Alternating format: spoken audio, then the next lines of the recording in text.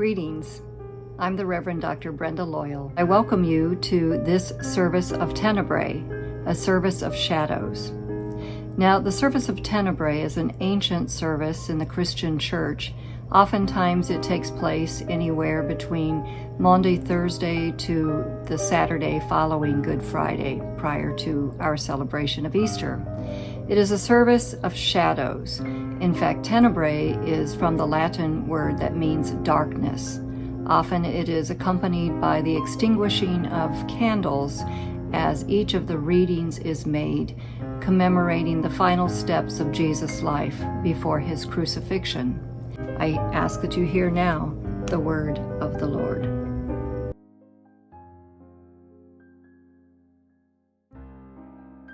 When he returned to his disciples and found them sleeping, "Simon," he said to Peter, "are you asleep? Couldn't you keep watch for 1 hour? Watch and pray so that you will not fall into temptation. The spirit is willing, but the flesh is weak." Once more he went away and prayed the same thing. When he came back, he again found them sleeping, because their eyes were heavy. They did not know what to say to him. Returning the third time, he said to them, "Are you still sleeping and resting? Enough. The hour has come. Look, the Son of Man is delivered into the hands of sinners. Rise and let us go. Here comes my betrayer."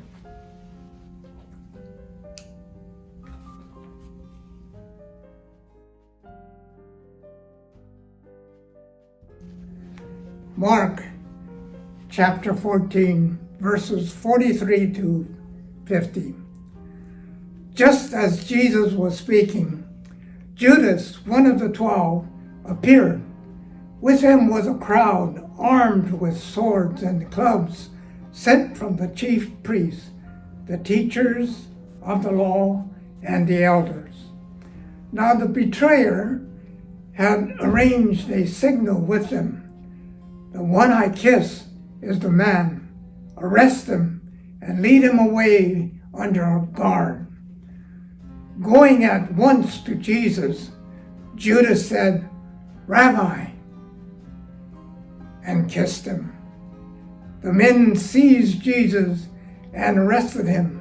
Then one of those standing near drew the sword and struck the servant of the high priest, cutting off his ear. "Am I leading a rebellion," said Jesus, "that you have come out with swords and clubs to capture me? Every day I was with you, teaching in the temple courts, and you did not arrest me, but the scriptures must be fulfilled." Then everyone deserted him and fled.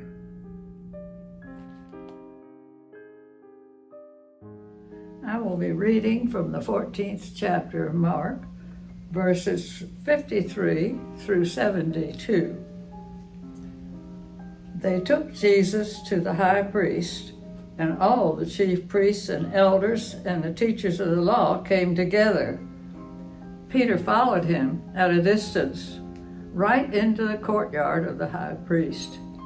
There he sat with the guards and warmed himself at the fire. The chief priests and the whole Sanhedrin were looking for evidence against Jesus so that they could put him to death, but they did not find any. Many testified falsely against him, but their statements did not agree. Then some stood up and gave this false testimony against him. "We heard him say, 'I will destroy this temple made with human hands, and in 3 days we'll build another, not made with hands.' Yet even then their testimony did not agree." Then the high priest stood up before them and asked Jesus, "Are you not going to answer? What is "What is this testimony that these men are bringing against you?" But Jesus remained silent and gave no answer. Again the high priest asked him, "Are you the Messiah, the Son of the Blessed One?" "I am," said Jesus, "and you will see the Son of Man sitting in the right hand of the Mighty One and coming on the clouds of heaven." The high priest tore his clothes. "Why do we need any more witnesses?" he asked. "You've heard the blasphemy. What do you think?" They all condemned him as worthy of death, then began to spit at him.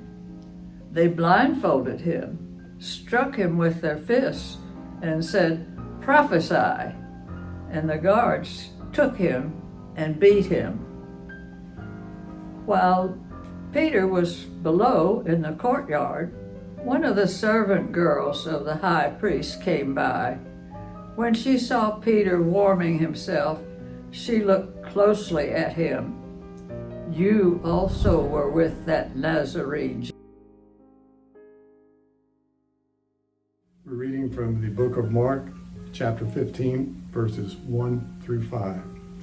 Immediately in the morning, the chief priests held a consultation with the elders and the scribes and the whole council, and they bound Jesus and led him away and delivered him to Pilate.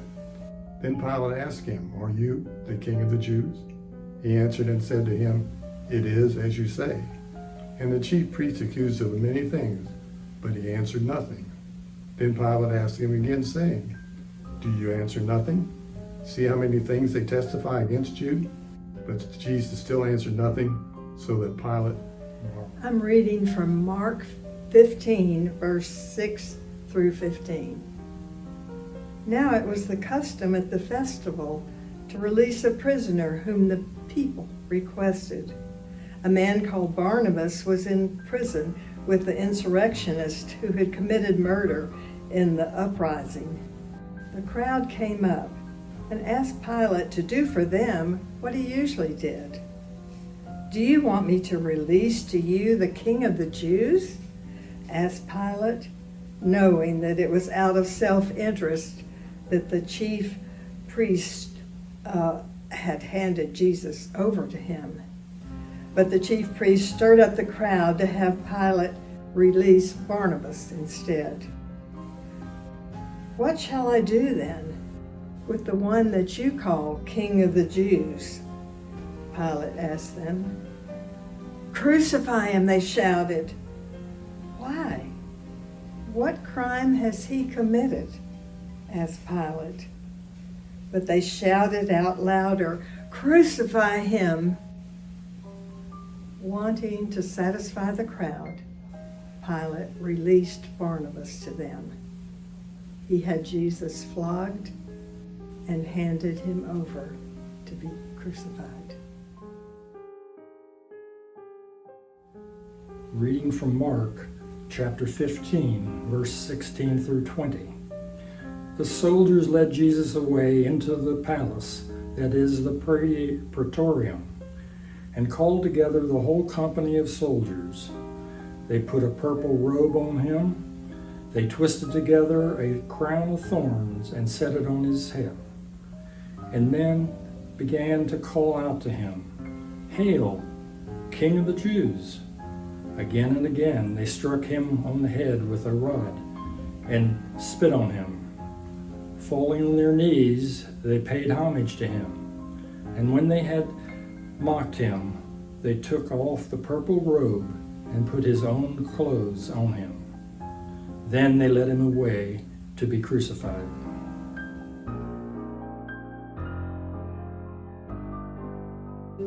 Mark 15, verses 21 through 32.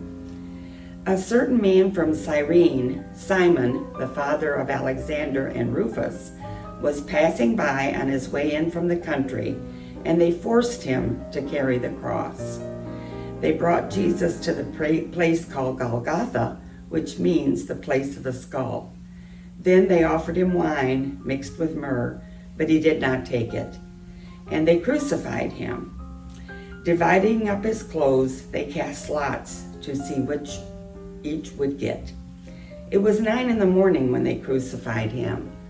The written notice of the charge against him read, "The King of the Jews."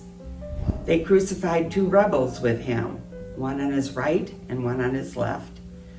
Those who passed by hurled insults at him, shaking their heads and saying, "So, you are the one going to destroy the temple and build it up in 3 days. Come down from the cross and save yourself." In the same way, the chief priests and the teachers of the law mocked him among themselves. "He saved others," they said, "but he can't save himself. Let this Messiah, this King of Israel, come down now from the cross, that we may see and believe." Those crucified with him. I will be reading from Mark chapter 15, verses 33 through 39. At noon, darkness came over the whole land until 3 p.m. And at 3 p.m, Jesus cried out in a loud voice, "Eloi, Eloi, lama sabachthani," which means, my God, why have you forsaken me?" When some of those standing near heard this, they said, "Listen, he's calling Elijah." Someone ran, filled a sponge with wine vinegar, put it on a staff, and offered it to Jesus to drink. "Now leave him alone. Let's see if Elijah comes to take him down," he said. With a loud cry, Jesus breathed his last. The curtain of the temple was torn in two from top to bottom. And when the centurion who stood there in front of Jesus saw how he died, he said, "Surely this man was the Son of God."